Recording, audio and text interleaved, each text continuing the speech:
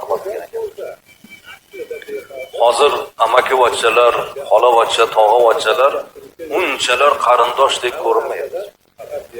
Bir-biri bilan faqat to'y, maraka, bir marosim bo'lsa, bir-birinikiga boradigan holat bor. Nima deb o'ylaysizlar? Nima uchun shu qarindoshchilik rishasi bir oz sovugandek? Faqat to'y, maraka bir sabab bilan bir-birinikiga borish. Mana bir kichkinagina aqlim bilan o'ylashimcha, biz kattalar sababchi bo'layapmiz. Chunki bolalarimizni yubormayapmiz.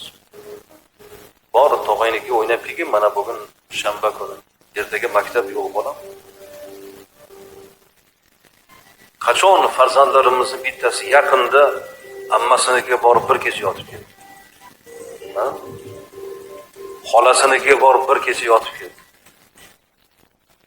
Tog'asinikiga borib bir kecha yotib keldi. Qachon? Yuboramiz. Ketidan darrov telefon qilamiz. Tez qaytib kelgin. Qo'ying, o'sha yerda bir kecha yotsin. O'ynasin o'sha yerdagi bolalar.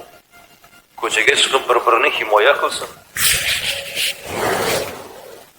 Ilgari amakivachchalar bitta ko'rpanchagidek katta bo'lgan.